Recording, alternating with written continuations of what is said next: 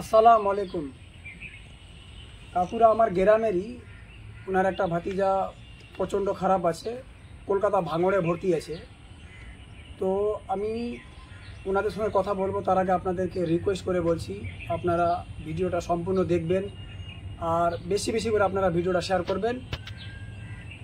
তো বলেন কি হয়েছে ইকবালকে? আমার ভাতিজাটা এরকম মানে মায়ের পেট থেকে হ্যান্ডিক্যাপ, মানে দু পা মানে হ্যান্ডিক্যাপ, মানে চলাফেরা নিজের হাতে মানে করতে পারে না, অচল। তো এখন আর তো আগে একটু একটু করে হাঁটার জন্য করছিল, এখন ওটাও পারে না, এখন ওটাও পারছে না। আর বিভিন্ন রকমের মানে ওর ভিতরে রোগ ঢুকে গেছে। রোগ ঢোকার পরে এখন মানে মাথার দিমাগ কাজ করছে না, ব্রেন কাজ করে না, এখন ব্রেন কাজ করে না। মাথাতে মানে ও বলছে, ডাক্তার বলছে কি মানে রিপোর্ট করতে হবে। রিপোর্টের পরে মানে একের পর এক রিপোর্ট করেই যাচ্ছি, করার পরে আবার মানে এখন মানে ঠিক হবে কি হবে না, মানে রিপোর্ট মানে এখন ক্লিয়ার হয়নি, কতদিন লাগবে রিপোর্ট করতে, ওটা এখন ডাক্তার বলেনি। ইকবাল এখন কলকাতা ভাঙড় হসপিটালে কতদিন থেকে ভর্তি আছে? ওখানে কদিন থেকে? এখন 15 দিন থেকে আছে। আচ্ছা, প্রায় 15 দিন থেকে ওখানে ভর্তি আছে, এখন ট্রিটমেন্ট চলছে। তো এখন ডাক্তার মানে সমস্ত মানে খরচ কথা বলেছে যে খরচ ভালো খরচ হবে, মানে প্রচন্ড টাকা খরচ হবে। আর হবে। ছেলেটার কিন্তু বাবা মা প্রায় 15-20 বছর হলো, বাবা মা দুটো মারা গেছে।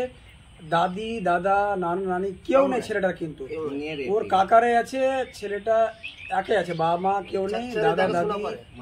আর ওর কাকুরা কিন্তু মানে খেটে খায়, কিন্তু মানে হ্যাঁ ভ্যান চালায় খায়। আর ওর মধ্যে ওর ভাতিজাকে কিন্তু ওরা দেখে। আর ছেলেটা কিন্তু জন্মগত হ্যান্ডিক্যাপ। ছেলেটাকে আমি ভালো করে চিনি, আমার গ্রামেরই ছেলে, কালিয়াচক থানা রোড, কালকাপুর কবিরাজপাড়া বাড়ি। তো আমি আপনাদের সকলকে রিকোয়েস্ট করে বলবো আপনারা অবশ্যই হেল্প করবেন। আমি স্ক্রিনে ফোনপে নম্বরটা দিয়ে দিব আর স্ক্যানারটাও দিয়ে দিব। আর যার ফোনপে নম্বর থাকবে ওর নাম আনজারুল মমিন। আচ্ছা, ফোনপে নম্বর থাকবে আনজারুলের মোবাইল নম্বরটা, ফোনপে নম্বরটা একটু বলে দেন। বলে দিচ্ছি। তো আপনাদেরকে আমি বারবার রিকোয়েস্ট করে বলছি আপনারা অবশ্যই অসহায় মানুষের হেল্প করবেন। 78। আচ্ছা, কোনটা নম্বরটা? এটা নম্বরটা। আচ্ছা, আমি ফোনপে নম্বরটা আপনাদেরকে বলছি, 7872012682। ফোনপে নম্বরে নাম আসবে আনজারুল মমিন। আপনারা এই ফোনপে নম্বরে কন্ট্যাক্ট করতে পারেন ডাইরেক্ট। আর আমি স্ক্যানার দিব, স্ক্যানারও আপনারা টাকা পাঠাবেন। আর যদি আপনারা পার্সোনালি ওনাদের হেল্প করতে চান তো আনজারুল মমিনের নম্বরে আপনারা কন্ট্যাক্ট করতে পারেন। আচ্ছা, এখন ডাক্তার কিছু বলেছে কি কদিন পর ছুটি দিবে বা কিছু বলেছে? ডাক্তার এখন বলেন, এখন বলছে মানে সুস্থ না হতে গেলে মানে ছাড়বে না, চলছে। আর কতদিন লাগবে মানে কি হবে মানে এখন ওটা বলেন। এখন মানে শুধু রিপোর্টই বলছে, রিপোর্টই করতে হবে। এক সপ্তাহ পর পর মানে 3টা-4টা করে রিপোর্ট হচ্ছে এক সপ্তাহের ভিতরে। প্রত্যেক সপ্তাহে 3টা-4টা করে রিপোর্ট হচ্ছে। এই হওয়ার মাধ্যমে এবার ডাক্তার বলেছে যে আপনারা মানে গরিব মানুষ কত কি মানে কি করতে পারবেন না পারবেন আপনারা দেখেন। তো আমি ওনাদেরকে ভালো করে চিনি, আমার গ্রামের ওনারা, আমি জানি ওনারা প্রচণ্ড গরিব।